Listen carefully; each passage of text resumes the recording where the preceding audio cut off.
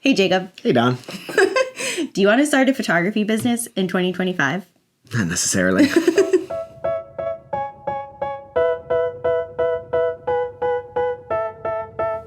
But if we must, what would you do? Okay, let's talk about it. Let's go.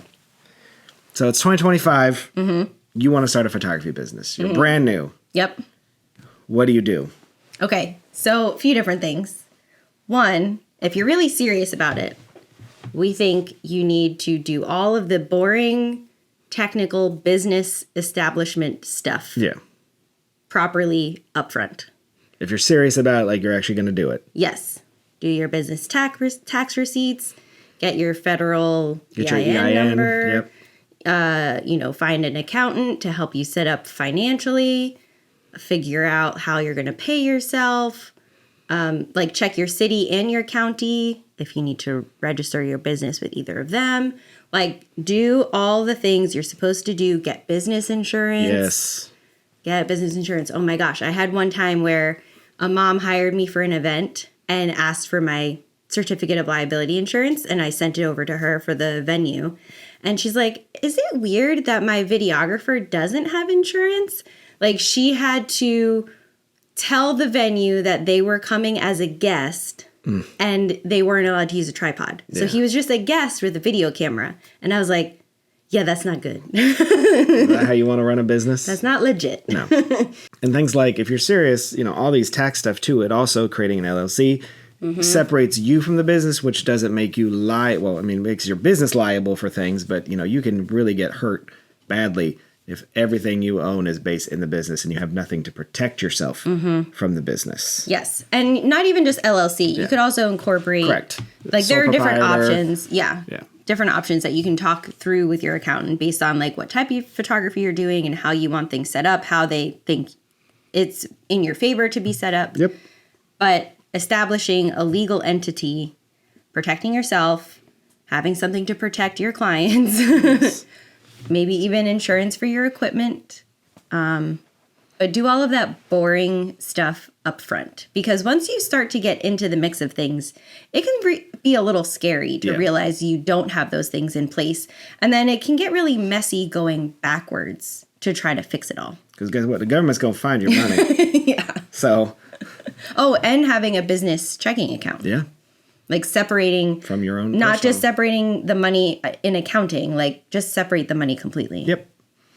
I mean, I know for both of us, our business pays ourselves. So when we get paid for a business, it's not going directly into our personal bank accounts. It goes to the business, and then the business pays us. Yes. Yeah. Just because I'm the CEO of said business. Right.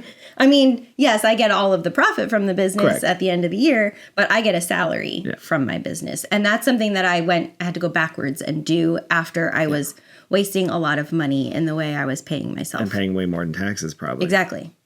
Yeah. Because there's unearned income you're just depositing directly into your account. So I need to talk to my CEO about a pay raise. I got granted a raise for the year. Yeah. My CEO was really supportive. You've been putting in the hours. But when you said that, though, I do think if you have to, all this stuff can be researched online. YouTube's, follow us on YouTube. Yeah. All this can be looked up. But one thing you did say that I think is a must is an actual accountant person. Yes. Human, man, woman.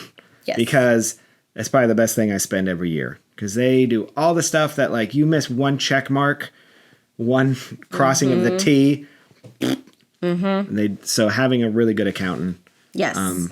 I think anyone starting any sort of business, you could get by at the beginning with being your own web designer, being your own social media manager. Still am. Being your own graphic designer. Not good at it. Exactly. Being your own salesperson.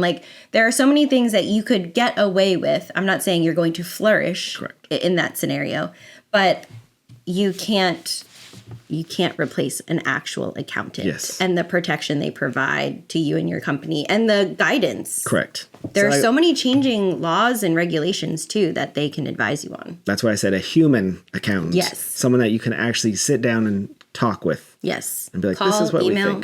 we think. 100% agree. Real person. So you've done all these things, right? You're a legal entity now. hopefully at this point you can shoot. You have some Yes. skills. But even regardless, I think the next step though is you still need to shoot. Mm-hmm. And this one's personal because when I started in photography, and you've heard these stories, I started pretty much at Disney. Mm-hmm. And then I shot for almost 5 years with barely shooting anything on the outside. I have a portfolio of champions that I have zero access to or allowed to use. Mm-hmm. So for all those years while I was shooting high-end, very celebrities, weddings, but yet nothing to show for it. Mm-hmm. So really focus on building that portfolio. Shoot. Yeah, it's probably going to be free for a lot of it. Mm-hmm. You're probably going to be photographing friends, maybe a friend's wedding, a small wedding, maybe getting couples together and be like, hey, can I do a fake engagement session? Mm-hmm. Can we do a fake, even bridal portrait? Yeah, whatever it is that you want to increase your bookings on. Correct. Through your own business, regardless of whether you're second shooting for other people, freelancing for other companies, like whatever topic you want to grow your business in, those are the sessions you're going to have to create. And maybe you do them for free. Yeah. Or you say, hey, can I have you model for these sessions? I'll give you a gift card and then I'll give you whatever pictures I edit. And then if you want something else from the session, you can pay for those individual images. Or, I'm looking for models for a special price, like a special introductory price. And so you lower your prices for these model families to come in. But then they're legitimate clients and you can use their portfolio or use those images in your portfolio. Even, going to a photography school and getting a degree, I still learned more on shoots than I ever did in school. Mm-hmm. So learning your style, learning what to do and what not to do, that only comes with shooting. Mm-hmm. And so you can either just try and hope to get it right on a real paid shoot or right? a really not just a paid shoot, but a paid shoot. Or you can just kind of shoot. Yep. And figure out what you like. Figure out settings. See how long, what you can shoot. Not everyone can shoot at certain shutter speeds. Not everyone can make this look good here or do this. So, yes. And knowing what your camera can do as well. Yes. Push your camera, but push it when nothing's on the line. See where the don't experiment when someone's paying you full price. Correct. Yeah. Going along with shoot. I think it is so extremely important for anyone who wants to become a photographer to learn and invest in off-camera lighting. Yes. Even if you have the most perfect all natural light studio where you can control the sunlight, you can't. Nope. You can't, because when you have a cloudy day and there's not enough light in your studio, you're going to need to supplement. You can't reschedule an indoor session because it's cloudy outside. And you can't reschedule a noon wedding. Exactly. So in bright sun. You have to know all of the tools available to you. Even if you choose not to use it regularly in your business. If that's not your usual style, that's fine. But you need to have that tool in your pocket to be a successful photographer, I think. Yeah. Because otherwise you're going to find yourself in this scrambling position in the middle of a job where you don't know what to do because it's too dark. Why would you not want to know all the tools, even if you don't use them? Mike, a fellow photographer, used to say, I shoot with the best light that's available. Sometimes that's natural light. Sometimes the best light at that moment is natural light. Yes. But sometimes it's off-camera light that I need to add. Or just a little bit to supplement. You'd be surprised how much I shoot with off-camera flash, but it looks natural too. Because I don't want it to look flashy. I just need a little bit of... Yep. on the face. I had a wedding recently that it was the most perfect overcast day, beautiful, and they were positioned where the sun would have been hitting them, at a nice 45-degree angle. Yeah. But there was a nice cloud being my scrim for me. So perfect. But they were on the grass, and so I was getting that yellow cast on them. Pop a little flash on. You can't tell that there's a flash, but they don't look green anymore. So learning again, but you should be learning everything anyway. I want to know every ounce of photography so I can use it when I need to. So and especially going into 2025, new photographers are so fortunate because off-camera lighting is extremely accessible. Yeah. You could have you could spend like what, $300 and have 2 off-camera speed lights Yep. and a trigger from Godox. Which, when we started, would have been $9 million and required 600 cables. And, Yes. And battery packs. and battery packs that you had to wear in your physical body. with a shoulder strap. You look like a Ghostbuster.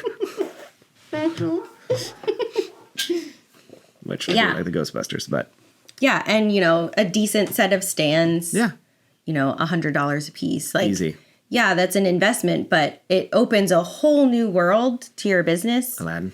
Would you like to say Sorry. it for us? No, I'm good. At a much lower cost than what it was when we tried to start. That's true. Well, if you want to keep going on gear, because obviously gear is you have a camera to shoot. Yeah, exactly. What funny how that works. would you start with? And we're not going to talk about the camera systems. Choose whatever you like. We don't care. No, they're all the same. Nobody cares. I would say I would go mirrorless. Yes. If you're starting now. I would go I'm saying mirrorless over Canon, DSLR, Nikon, but yeah. Fuji, Sony. Choose whatever is more accessible to you. What's the best price? But body wise, would you go the biggest one right off the bat? This is what I did, and I think it worked really well, but I got the body that I could afford. Correct. And then I just kept too. investing. Sorry. Set me up like that. And then I kept investing in lenses. Yes. And eventually, I was investing in good lenses. And there came a point where the quality of my lenses was being limited by the quality of my camera. And that's when I upgraded the camera body, which, that's the most expensive. Well, not always. It's usually the most expensive part to upgrade. But I definitely would go. I'm the same. I feel like I could shoot with a like a Rebel body, a kit body, and a 2.8 lens. I can give better photos than a high-end DSLR with a kit lens. Kit body with a good lens and off-camera lighting will solve a lot of your problems. Correct. Because the biggest limitation of kit bodies is their noise level with how they handle low light. Correct. That's at least what I've come across. But you get a good lens to kind of supplement that a little Right. bit. And some flashes. If you can open up your lens really far, and then if you are filling the light you need. Now, if you're shooting something like concerts or, things where it's all ambient lighting and you have much less control, like that's a different story. Yeah. But if you're shooting portraits, weddings, headshots, you could probably get by for quite a while on a lower end body if you have some good lenses and good lighting. But try to find also an actual real photography store, because you'd be surprised. Grips, every hand is different. And what may feel good in Canon feels weird in Nikon. Everything is different. So like sometimes actually holding the body kind of gets you into, That's true. I started because I was just given a Canon camera and said, here you go. And I switched to Nikon. And they're like, here's a Nikon camera. Okay. Yeah. I never really had any say in it. Yeah. But like I would have, if I would have started differently, it would have been nice to actually been like, what do I like?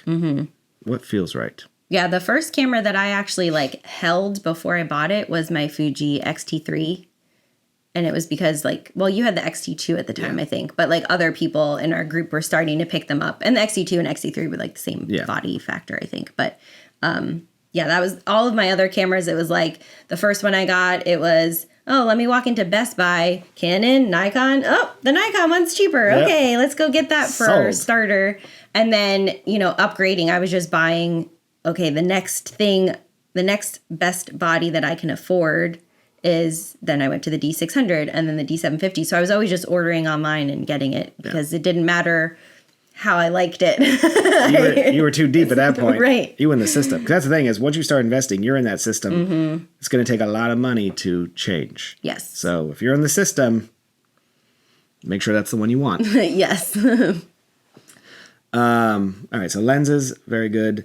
Bodies, yeah. I also think that, and this kind of goes back to shooting though, is you don't necessarily need a mentor, but network. Find a established photographer that's in the line of business that you're thinking, headshots, weddings, and just see if they're willing to second shoot. You probably Let you be an assistant. I assisted a lot of photographers, and that just helped me learn, hey, I'm not going to talk to people like that, or I am going to do that, or I like the way they handle stuff. you'd be surprised if you're eager to learn, if you follow someone around. Even it can even be just something little that you pick up, like the angle that they put their light, or how they feather the light, or How they put someone's hands, where they or how they explain for someone to get into a or position, don't explain. yeah, And the couple just sitting there going, like, what do we do? yeah, yeah. I love working for my friend Courtney because she puts people at ease so genuinely. I mean, I don't think she does it like with any intention. Like, I think that's just her natural personality. But like watching her do headshots with people, she'll like give an instruction of how to turn their shoulders or whatever, and then she'll ask them a question about like, oh, so what are you, what's your next project coming up, or what, just conversation. And then they're thinking about responding to her, and then she can give another instruction, and it's such a natural flow. But I think she gets really relaxed portraits out of people. You see their shoulders kind of go from like, oh yeah, and then gotcha. Yeah, because they're not thinking about the headshot anymore. So definitely think about mentoring, and that goes with shooting too, because then if you come with them as a second shooter, you can start shooting an actual wedding without the pressure of delivering you don't have to deliver every photo. It's just maybe a few photos here and there. Yep. And again, you'll start feeling your style, how you would like to do it. I remember being a second for a while and being like, man, if I was a lead, I would shoot it like this. But it took me being a second. If I was a lead right at the bat, I'd have been like... panic. Yeah. Well, and I think too, like establishing a network of other photographers, one that not just for you to second shoot, but for them to second shoot with you. Absolutely. Some people that you like and admire and that they have a similar style to yours that can come on shoots with you and assist or be a second shooter. But then other videographers, other planners, like build your network of the other vendors that your clients might need. Yeah. Because that only makes you look more established when someone's like, oh, do you happen to know? Like I had an inquiry this weekend. I talked with a mom. She's doing a bar mitzvah. It's her first child of 4. They don't know anything. And I was like, oh, have you picked out a DJ yet? She's like, no, I don't even know who to go to. Like, I was like, oh, well, here are the top 2 that I always work with. And then, oh, do you know who could be a planner? I was like, oh, well, actually, this DJ also has a planner. And, And these same people have gotten us jobs, too. Exactly. So it's like, it's always a constant. Yes. Actually, that exact day that I recommended that DJ company, the planner from the company texted me that she was sending me 2 inquiries. So, build that network for getting other jobs, for being, having support on jobs, and for being able to recommend them.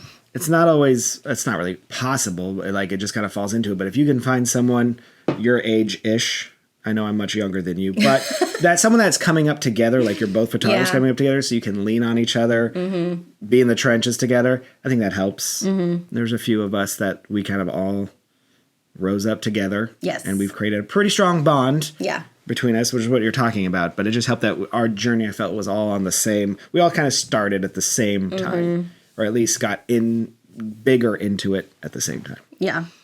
Yeah. You definitely need someone to lean on. And I feel like what we do is fairly unique, where it's hard to, like, I hit a point where, like, I had a great group of photographers, but I wanted to talk to other business owners to, like, see what else was out there. Like, were we all doing something stupid and we didn't know?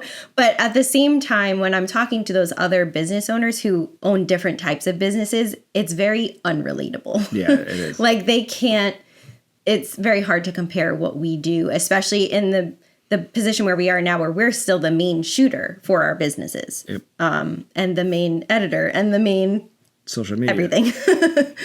An accountant. Right. Oh, wait, don't be an accountant. Yeah.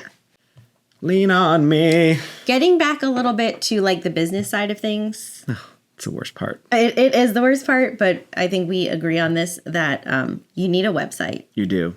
I know it's 2025. Uh-huh. Is it? Yes. Okay. No, actually, yep, yeah, it is. And, the ball just dropped. You need a website. You do. And you need an email address that has your website in the email. Like, if I see a Gmail address, I immediately think you're not a serious person. How about when you see an AOL address? Oh, well, that's just smart, because they pay for that. Yeah, the Gmail account, I don't understand. Like, I get it, but like any business I see, when they throw me a Gmail account, I don't know why. It's probably not fair, but I immediately see it as not a serious person. Yes. Because it literally costs like $5 a month to bring your branding into the Like, you can still have a Gmail account, Right. but use your domain. And I know it's weird because everything is social media now, which is true because you have to have a social media. Yes. But that social media still needs to redirect them to a website. Yeah, you can't build your entire business on a social media platform that you don't own. Correct. And granted, yes, with your website, like you're hosting it with someone, like you don't technically own that, but like you're not running the risk of an algorithm changing how you access or how clients can access you. And well, I mean, plus you just need to have like a multifaceted strategy anyway, but you need to have Just that started. website. Easy done. I know. I'm just saying, but you need to have the website. Yes. Even if there's not a lot on it. I mean, it's weird how many inquiries I still get from my website. Almost all. Even though they went there from Instagram. They could have DM'd me, which I prefer they don't. I prefer they go to the website. That's just old Jacob talking. But there's something about photography and websites. It still is important. Well, I had an inquiry last month, and the woman had sent me the inquiry through my website. And then she was like, oh, well, can I see like more of your work aside from just what's on your website? I was like, oh, have you seen my Instagram, whatever? And she's like, I don't have social media. Right. And she's my age, but she just chooses not to have social media. So like you have to have an open place for people to see your work. And, you know, my gallery system allows me to have a portfolio that I can like send the link to them easily for additional photos. Some people want to see like a full wedding Exactly. too. They're like, well, yeah, you're showing your best work, but let me see the entire wedding. Oh, here you go. Yeah. And I could pick out for her like, okay, you're doing a 2-hour wedding. Well, here are 2 other 2-hour weddings. Yeah. So you can see what it's like. And I mean, you don't necessarily have to have, like, obviously our websites have back-end galleries, which to download. Not saying you have to have that, but just think long term that, you know, okay, so you've got a website, everything looks professional, and then you're like, here's my Dropbox.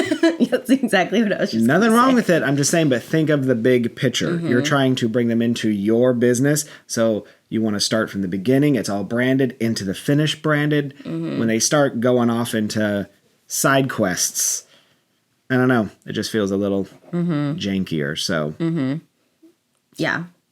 And I mean, obviously, you want to think of a business name and have a logo and set some branding colors and all of that. But I think that's like a universal across the board at any time. just get something up because you are going to change it. That's true. You will. As you get better at it, you'll be like, yeah, I got to rebrand everything. You're never going to like your first. Yeah. I mean, you'll like it for maybe 10 minutes, but just get it on paper. Get something there. Have a cool name. Yeah. Don't do what we did. Yeah. Don't use your last name when your last name's really hard to spell. It's the worst. Or boring. So yeah, those What are else? just Do not have a Gmail account address. don't have an That's AOL my only thing. or a Hotmail or Yahoo. Have Please a real boy address. Okay. Be a big kid. I know. What else anything else you could think of? No, I think those are the solid foundation pieces that I think are really important. Just Believe in yourself. really don't rely on one social media platform for your whole business because you have no control over it. And it's going to be work. It's not going to be easy. And you're either going to do jobs for free or for little money.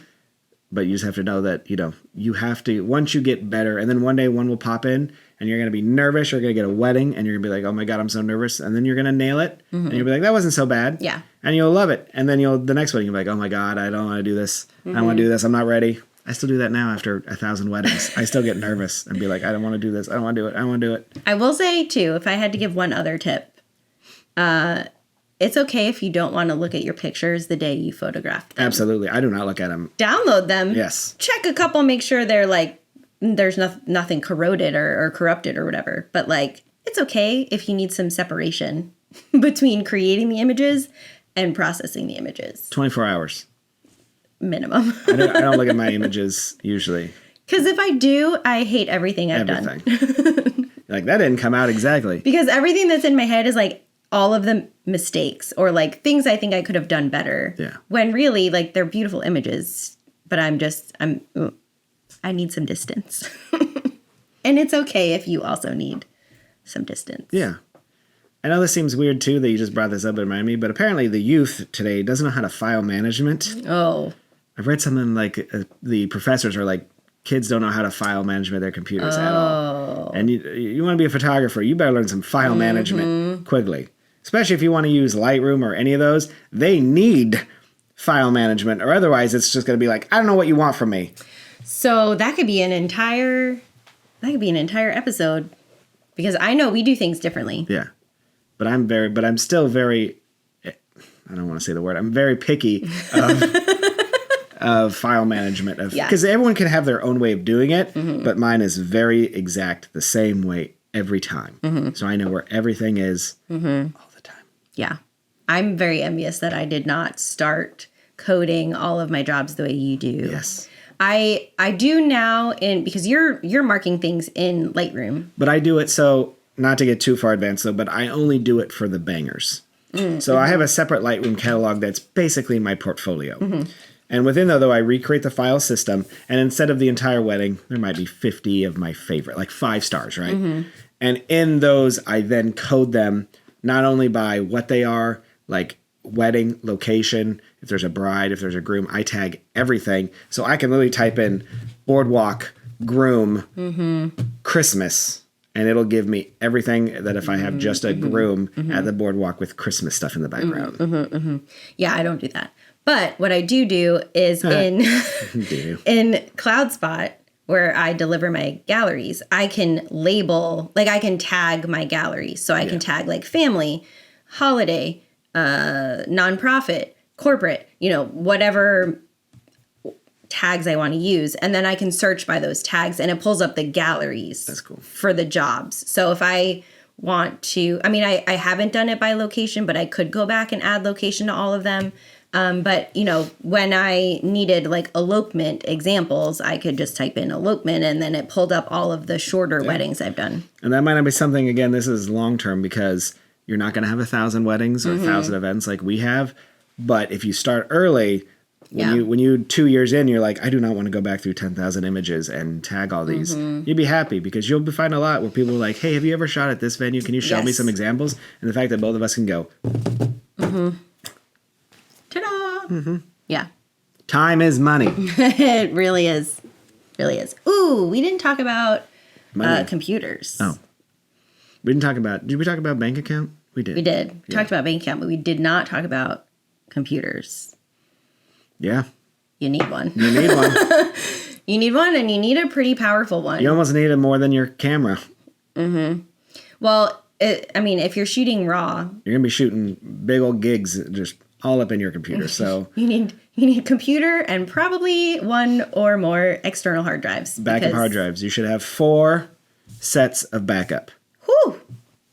Not saying we do, but I'm saying that's what they require. So if you say 4, you could be like on the computer, a hard drive, a cloud, and then they always say like an off-site one as well. So my off-site I count as like my final gallery. Yeah. And then we have a like cloud server in our house. And then I keep it on the memory card in a safe until I deliver the job. So once the job is delivered, I only have 2 copies. So think about that too, like, having extra memory cards. I know a lot of people don't do that, but we both agree on, I also do not deliver, or I do not use a memory card until I've delivered it. So think about that too, of like, because what happens if you lose a job? So yeah, so I back up. So what I do is I put everything on my computer, but it doesn't live there. It's only there for editing. So I have that on the computer. Then I have 2 separate hard drives, and then it goes to the cloud, and then I have the memory card. So it's really 1, 2, 3, 4, 5, I guess. But really, it's not, because once I'm done editing, the desktop version goes away. And then the card goes away. So then it becomes 2 hard drives and a cloud. And I should say, too, my server... And the final, I guess, the handles the... yeah, on Zenfolio. Yeah. Yeah. My server duplicates. So technically, it's 2 copies. Yeah. So, okay. All right. Now I think those are the foundational things you need to think about if you're starting a photography business. And we're very successful, so do everything we say. Yes. Precisely. And if you're successful, you won't have to start a podcast. Wait. Reverse that. We're so successful, we have to start a podcast because we have so much knowledge. That's precisely it. Yeah. Yeah. Okay. What'd you shoot this week? All right. So I had a holiday party for a company. It was at a venue that I have a future wedding at. So I was actually excited because I'd never been there. Yeah. So I got to kind of like see the land without it being wedding day. And you didn't have to lie and say you had been there before. But when the bride asked if I'd ever been there, like, oh, I'm going to be there 3 weeks before your wedding. I'm Googling it. The photos are like, oh yeah, like I love this. Like I usually shoot next to this barn that I'm Googling and I'm seeing it. Like, oh, I love this spot over here with that tree. They're like, oh yeah. And then you show up and they've like cut the tree down. The photos are 7 years old. Whoops. So yeah, just like super chill holiday party. But I'm excited because it's a new contact and they've already started talking to me about doing headshots for the staff. So that should be a good connection. And then I had a wedding, and it was actually my first Jehovah's Witness wedding. I had never done one in like 1,000 plus. I don't think I've been. Are they different? A little. Okay. So I don't think I've done one. they like the bride and groom sit together like up on the altar. Did you have to go to their front door? Or no? No? Sorry. It's a good joke. It's a solid joke. They sit up on this altar, like in a Catholic ceremony. Okay. Or, like some Catholic ceremonies, Yeah. depending on where they have the kneeler or whatever. But so they sat together up there, and there was someone who was officiating and also not doing a sermon, but I guess kind of a sermon, but he wasn't the pastor. It was like a relative. Was it normal church rules? Yeah. It was the sanctuary. I don't know what it's called. The back row of chairs was against the back wall, and the chairs went all the way to the sides. There was no way to access anything but the center It's aisle. twait. So I couldn't use lights at all. Yeah. And I'm standing in the middle of the room like, what am I going to do? And even if I had clamps or something, like other than mounting to the ceiling, like there was no opportunity. And they filled those seats, and they had people in the cry rooms and people in the lobby. Like it was, I think, almost 200 people. It was massive. So I was like, okay, well, I'll have my on-camera flash if things get dicey. Yeah. 2000 ISO. Luckily, they had very bright, like not fluorescence, LED panels in the ceiling. Nice. And then they had a big party at a venue. It's one of those venues where it's like just a wedding venue, but it's in like a strip mall. Oh, yeah. So it wasn't Crystal Palace, but like similar Same to Crystal idea, Palace. So we did like all the pictures at the church, which was really pretty because they had like a lot of oak trees on the property. So worked out, and it was like right at golden hour for the bride and groom's pictures. And it was so fun because we got to the end, and I was like, okay, I have one more idea. I was like, do you have anything else? They're like, oh, maybe. And I was like, okay, I wouldn't normally suggest it, but I think this could work. I was like, what if we did piggyback? And they're like, oh my gosh, that's what I was going to say. Like, they got so excited. They were like 20. Yeah. Or 22. They were very young. So it was fun because then, like, I didn't feel so old anymore. You're so old. I had a cool idea. What a cool old lady. Yeah. What a fun old lady. I felt so old because a lot of their wedding party were younger than them, like younger siblings or whatever. So I felt These bride and grooms just keep so getting so removed. young. I don't know what's going on. Yeah. And then I had a bar mitzvah. Hey. So it was at the temple that's You went through all the gods. You were just So yeah. So I had a bar mitzvah. It was at the temple that is really close by, the temple photos and the party. So fun story though. I do like fun stories. I loaded all my gear in the car and I start driving. Thankfully, like the temple is literally, I don't know, a quarter mile from my house. Like it's very close. I start driving, and it was one of those like cooler days, and my tire pressure warning came on. I think you texted me this. Yes, and then I got to the temple and I get out and I was like, Oh, that is flat. That is flat. Like to the ground flat. And so I had 2 hours between when I did the temple photos and when the party started. And I was like, okay, I can literally, like, as the crow flies, see the Firestone where I bought my tires. Like, can I get there? You've read way too much Game of Thrones.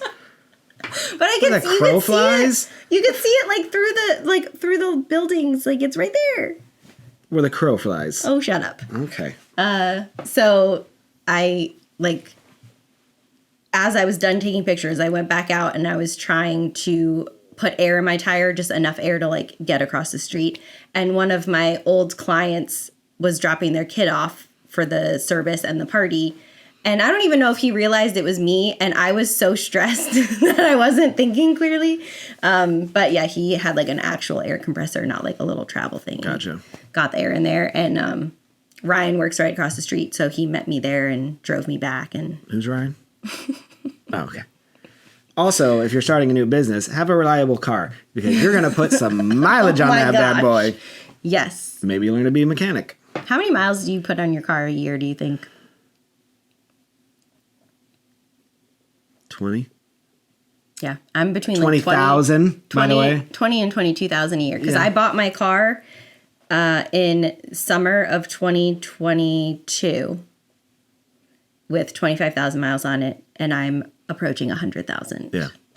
in 2.5 years. Maybe have your business buy your next car so you don't have to put all those mileage on it. Right off your mileage. All right, is that what you did? Yeah. All right. What'd you do? I had one wedding, but it was a big wedding. And it was one that I had been planning for a while. I think I talked about it. You did. You couldn't do it because part of it was on Disney property. So I can't shoot anything on Disney property unless I'm shooting it for Disney since I'm still a cast member. and it was at the Swan. So anyway, the story of this is a couple years ago, we were doing, when I was still a Disney cast member for photography, we were doing these shoots for Club 33 members where we would go in and basically train them. Some of them never even picked up a camera before. And they were really fun where we'd show them we'd go over basic concepts of photography. It's kind of like a podcast, really.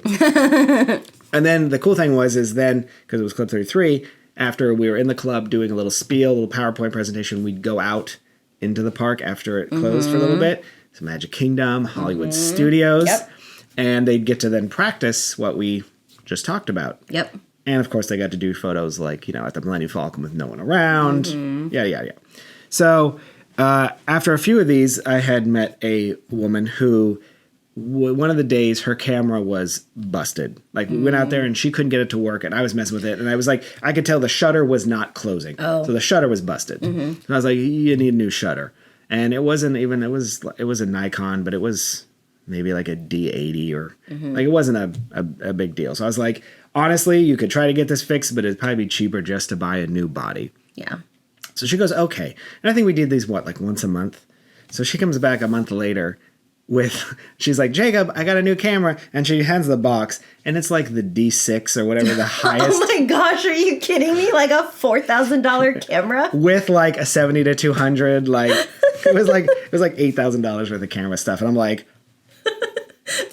Okay. Yeah. So for those of you who are not familiar with Nikon camera bodies, yeah. that is better than anything Jacob and I ever shoot with. Yeah. So she was like, will this work? I was like, yeah. Am I the scene in The Office when he goes to the liquor store and he's like, will 30 bottles of vodka get him drunk? He's like, yeah, I think you'll be good. Will this work? Yeah, I think you'll be good. Oh my God. So then I had to like unbox it with her. But she was, I didn't know that at the time, but like, she was like, I love you so much. You've taught me so much. She was like, when my daughter gets married, I'm hiring you as a photographer. And of course, internally, I'm like, sure. You know how many moms have said this? Yeah. You know how many jobs I booked out of it? 0. So 2 years later, this was earlier this year, I get like 900, I get like 3 DMs, 4 emails, and 2 texts like at the same time from like multiple different people. Because her daughter got engaged, and she wanted me to shoot the wedding.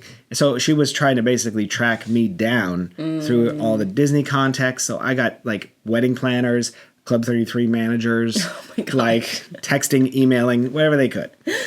So yeah, so I, met with her and we did. And the funny thing about this wedding is this was mom's wedding, but we're all agreed. Even the bride and groom knew this. Mm-hmm. So like, it was all okay. Mm-hmm. Like she was the client and everything went through mom. Mm-hmm.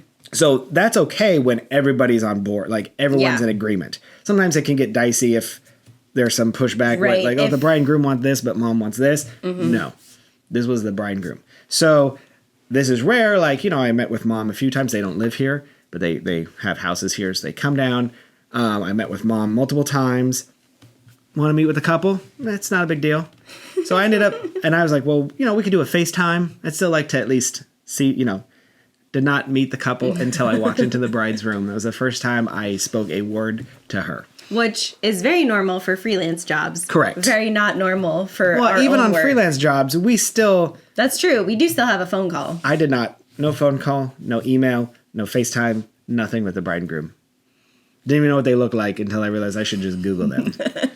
But the thing was, the couple was... Stalking. Yeah, the couple was they were incredible. Mm-hmm. And mom had planned all this stuff, and it was a full Disney wedding. It was at the Swan Reserve, but with them getting married at the Wedding Pavilion at Disney, with some Grand Floridian sprinkled in there. So, but it was a 12-hour day. It was a full package. It was actually not a 12-hour day. It was a whatever you need package, which ended up going to be 12 hours. We stayed a little bit longer, but 12 hours is a lot. And so I had myself, Stephanie was my second, because you couldn't do it. And then my wife was my third, which I use her as my day of coordinator, as in you talk to the planners. Mm-hmm. And it was one of those where it was perfect because there were so many things happening that I didn't need to be bothered with information. Mm-hmm. So I was just like, hey, find out when you go talk to the planner. So my wife was basically my buffer of you text them, because it was a lot of texting too, because you're dealing with Disney. Just Mary was the planner for the Swan. Disney's the planner for the Wedding Pavilion. So you had 3 planners, all different. And you went to a lot of different locations. Correct. So Crystal was able to spare me all that. So for my end, it went great. Yeah. I'm sure she got logged with 1,000 texts. But so we started at the Swan, getting ready. Then everything was a surprise to the bride. I knew the coach was a surprise, but I almost was like, okay, so now we're going to go to the Grand, but I almost said it and I realized she was like, I don't know what we're doing next. So I was like, well, the next stop. So we did stuff on the staircase at Christmas. Mm. Can I tell you right now, a little plug out for Lightroom AI right now, remove. I'm just saying. Did you have a lot of people on the staircase to even when I out? didn't, it was still people everywhere. You know what I mean? Mm-hmm. But we got through it. Coach was a surprise. Wedding Pavilion, normal stuff. And then went back to the Swan Reserve for an entire party. They had a full band. It was real. And they were real good. Real good. Were they good at emceeing too? Yeah. That's good. They were. They apparently this band, or one of them, is on Billy Joel's band. He's on Billy Joel's band. Mm-hmm. Maybe he was the guitarist. Don't quote me on that. But they also had one of what I like of bands where it's they have multiple. They had a lady singer, a couple of guy singers that was play, so they could play everything. Mm-hmm. You know what I mean? If they needed to play Journey, he could sing, she could sing something else. Yeah. And then they had an after party of dueling pianos in another hotel, in another ballroom on the first floor. And that went till 2 a.m. Oh my gosh. We left at 11:30 p.m. But we still photographed some of it. And they had, the snacks and the food and dueling pianos. And oh my gosh. They were very imbibed, and we said goodbye. And they were very drunk, but in a good way. Not sloppy. Yeah. They just had fun. Yeah. But there was costume change. Everyone changed clothes. It was multiple aspects of funness. It was a good wedding. Day. It was a really long day. Yeah. You all had to have been so tired. Oh man, my legs hurt so bad. But it went great. Photos have turned out fantastic. The sneak peeks were phenomenal. So good. Very happy with it. Mom's happy. Mom is very happy. Good. Cool. And that's the other thing I shot, because it was a long build up for that. Yeah. A lot of prep. Yeah. Cool. What are we going to do about not photography? So, Well, this was your idea. It was you should my explain it. I had an idea for a trivia game. So I asked Dawn what her favorite thing in the world is. And apparently it's some gross lady book about dragons called The Fourth Wing. Is that correct? You're the worst. I am the worst. Is that right? The Fourth Wing? Yes. So what I thought would be a fun game is, so her most favorite thing in the world is The Fourth Wing. I would give out like 6 questions or so and see if she can get them right. And then she's going to do the same for me, but what is my category? Disney theme park trivia. Because I am a gold medalist winner, Disney Cruise Line 2023. Okay. So, like, just a reminder, if you watched our Christmas episode, like, I don't remember anything. I had to ask my parents what my favorite gifts were as a kid. So, like... So I'm going to destroy you. Probably. Like, I'm just like, setting expectations for everyone in advance that I'm probably going to get embarrassed. Because... Describe this Fourth Wing. What is this? Because I didn't know what it was. Okay. So, it's like... Okay, did you read, like, Harry Potter What's and Harry Hunger Potter? Games and all that? Never heard of them. It's like the nostalgia of going back and reading all of those series because it's about a group of kids who go to a war college. They have to get split up into quadrants based on their skills. And Violet, who's Take the a main breath. There you go. Violet, who's the main character, she is this one of my questions? Yes. No. You're still failing. Who's the main character? She grew up her whole life thinking she was going to become a scribe because she has like a disability. She's very weak and gets injured easily. Okay. But her mom is the general of the army, and her mom says like 6 months before, no, you're going to be a dragon rider. Ooh. So when she gets to school, she is now, it's almost like being sorted into your house, but she is now like being put through all of the challenges of becoming a dragon rider. And so Fourth Wing, which is the first book of the series. Not the fourth book. First book. Fourth Wing, first book. Goes through her like bonding to her dragons and Okay. and learning things about what's happening. And the second book came out November of last year. The third book comes out in a couple weeks. I've never seen you this excited about anything. Not even photography. It's one of those, it really hit me with the nostalgia because I felt like I did when I first read Harry Potter and when I first read Hunger Games, because it had like very similar, it's like this whole different world, but it was a very accessible world. Like a lot of fantasy books are hard to get into. Like you almost feel like you have to take notes to keep up with everything Looking at you, J.R. in the Tolkien. world. Said, looking at you, J.R. Yeah. Tolkien. So this was not like that at all. Like it was very accessible. And I felt the excitement that I did, when I was first reading those other books. Can I talk about my text chain? Is that Fourth Wing series appropriate for an 11-year-old who's really into dragons? My 11-year-old daughter. And you said, No. oh. Why not? I feel like we don't need to go through this. Okay. See, the dogs get it. All right, so I didn't know what Fourth Wing was, so I had to randomly just put in a trivia app to find these questions because I would have no idea. Okay, we're not sponsored by Rebecca. Actually, Rebecca Yaris, hit me up. We'll tag her in this. Special editions. Yeah. All right. Okay. So if these questions are wrong or Yeah. bad, it's not my problem because I had to Google them because I know nothing about it All right. besides what happens in the lightning.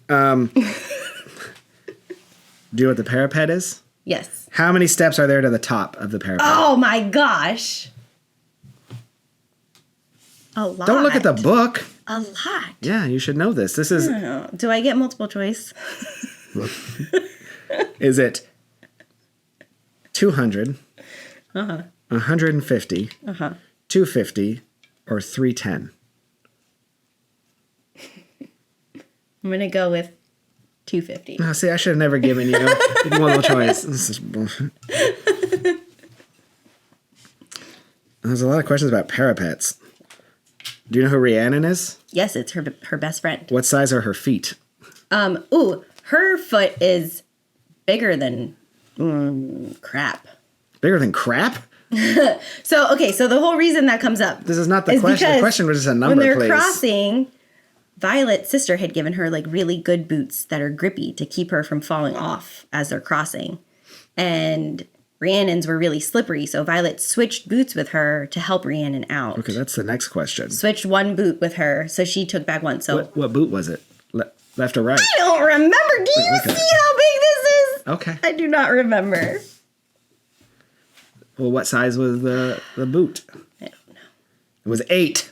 Okay. What size was Violet's boot? I don't know. It doesn't say. How many provinces does Navarre have? Quickly. Hold on. There's a map. No, the special edition doesn't have the map. Oh, wait, it does. No, it doesn't. You dummy. I don't know. Oh, I have to enter my email to get the rest of the questions. So, do you know who Zayden is? Yes. Do you know what type of dragon is Sagal? His dragon? Zayden's dragon? Sagal is blue. Okay, that's not the question. Is it a scorpion tail, an S-word tail, a feather tail, or a dagger tail? Well, Indarna is the feather tail. Dude, Rebecca is never going to sponsor us. You have read these, right? You're asking the most minute details. That's how you should. This is supposed to be your most favorite thing. It's a dagger tail. Mm-hmm. Do you know Violet's siblings? Mira and Brennan. Hey, you got one right. Do you know who Dane is? Mm-hmm. Do you know what a signet power is? Mm-hmm. What is his? When he touches you, he can see your memories. Do you know what that means? Or do you know What do you what the mean? word for that is? Oh, I don't remember the word. Retrocognition. Does that sound right? That doesn't... Well, that's what it is. It might so- have been used once in the book. I finished the quote. He's the most blank man I've ever seen. This was on 2 different quizzes, by the way, so must be. He's the most blank man I've ever seen. This is why my daughter can't read the books. Is it beautiful? I don't know. Handsome, beautiful, exquisite, or sexy? Exquisite. That is correct. Well, there goes our Fourth Wing sponsorship. Cool. Well, thanks for just pulling up a website and reading it. What else was I supposed to do? I did research. Okay. Okay, you ready? Yeah. I want you I to won that list gold medal in Disney Cruise. all of the Disney parks in the world in order from smallest to largest by acreage. By acreage. Smallest to largest in When- the world. When is, I need to know the year this was created. Because Hong Kong's gotten much bigger.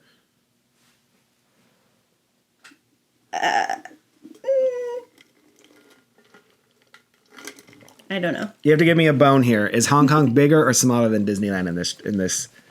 Bigger. Bigger. Okay. So this was done. More Okay. recently. Yeah. Okay, go ahead. Okay.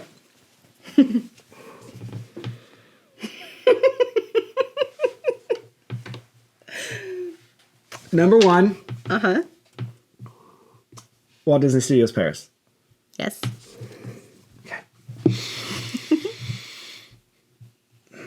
Number 2, it's either Studios or California Adventure. That is correct. But which one? They've both gotten bigger over the years. That's what she said. California Adventure. Correct. Then Studios. Nope. No. What? Nope. You And said I know this list is right because we got this wrong on a Disney Park Trivia Day. We were also surprised. Paris. So Walt Disney Studios Paris, California Adventure. Hollywood Studios is much bigger than you think. Oh, I know. I worked there. Much, much, much, much bigger than you think. It's really not though compared to. All right. Well, I know number 1 is Animal Kingdom. Correct. What's the second largest? Shanghai. Nope. Ooh, wait, hold on. That's Shanghai's missing. so. This is so. I am right. Okay. Shanghai is number 2. It's much bigger than Magic Kingdom in terms of acreage. Then we're gonna go backwards. So then it's gonna be Animal Kingdom, Shanghai, and then it's Magic Kingdom or Tokyo. But I don't know what they're both identical, but they're not. Which Tokyo? They're Tokyo Disney. But Wait, Disney's- you're saying you're going from biggest? Well, I'm kind of working my way down. This is gonna be a 5-hour podcast. You are wrong. Okay, so let's on go all from counts. the bit. So Studios, California Adventure. Oh, I forget. It's your favorite. You're home. Yeah, I know it's Disneyland. But Disneyland's so much bigger. So Disneyland? Mm-hmm. There's no way Studios is bigger than Disneyland in terms of acreage. According to this very scientific list. No. There goes Studios, then Disneyland. Yeah? I know, but so it's Disneyland. After California Adventure, they're saying it's Disneyland. Yes. Then they're saying Hong Kong. Nope. Then they're saying Studios. Nope. Magic Kingdom.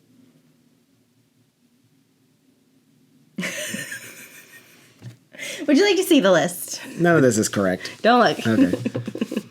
Tokyo Disney Sea. I knew that was bigger. No, you said Magic Kingdom. You didn't do Tokyo Disney Sea. Because I knew you didn't let me say Tokyo Disney Sea. Oh, wait, no, it's going this way. Yeah, this is biggest to smallest. No. Not current Magic. None of that is correct. No, that is not true. None of that is correct. False. Okay. False. There's no way the Hollywood Studios is bigger than Disneyland Paris. You all agree with me on this. There's no way in the world. Erroneous. Erroneous on all counts. How many haunted mansions are in the world? Are they counting the one in Hong Kong? Because that's Phantom... How many haunted mansions are in the world? Disneyland? Mm-hmm. Magic Kingdom? Mm-hmm. Tokyo? Mm-hmm. Disneyland Paris has a Phantom Manor. How many haunted mansions? So then it's 3. Yes. Okay. What incident caused Walt Disney World to close for the first time? I know the first one at Disneyland was JFK's assassination. Which was before Walt Disney World existed. I'm aware. It wasn't one of the hurricanes, was it? No. Was it one of the oil things in 1980s? No. Okay. Oh, 9/11. Mm-hmm. Yeah. To be fair, they still opened. They just closed early. Name one of the last 2 songs that the Osborne Lights ever danced to. Oh, fuck off. You said you loved it. Winter Wonderland. I don't know. Have Yourself a Merry Little Christmas and the Mickey Mouse Club alma mater. I wasn't there, so. Okay. Can you list Yes. the 4 narrators that have ever narrated for Spaceship Earth? Jeremy Irons, Judi Dench, Walter Cronkite. You've got the 3 most recent. I know! You're missing the first one. Why isn't that coming to me? Paul Frees. No. I'm drawing a blank. Vic Perry. That's not what I would have thought of. Okay. And Vic Perry. As your bonus question, Okay. list at least one name that is written on one of the beams of Expedition Everest. Jacob Robertson. Sure is. You got it right. Yay! That was fun. See? That was fun. Let's pick something better than the Fourth Wing. I felt like you would have done better at Disney trivia than the Fourth Wing I would trivia. not have known that any of those. I would have known that my instincts were wrong for the parks by size order because we got it so wrong it was like a final round question where you bet your points and we were so wrong. Hollywood Studios is not bigger than Magic Kingdom in terms of acreage. I don't care if they're even counting. Said, I don't even care if they're counting the old administration, when it used to be a working studio, because all that stuff is now just managers' offices. Mm-mm. Mm-mm. Mm-mm. Okay. But I knew the little, I knew the big. That's all that mattered. Okay. All right. All right. See you later. Okay. Bye.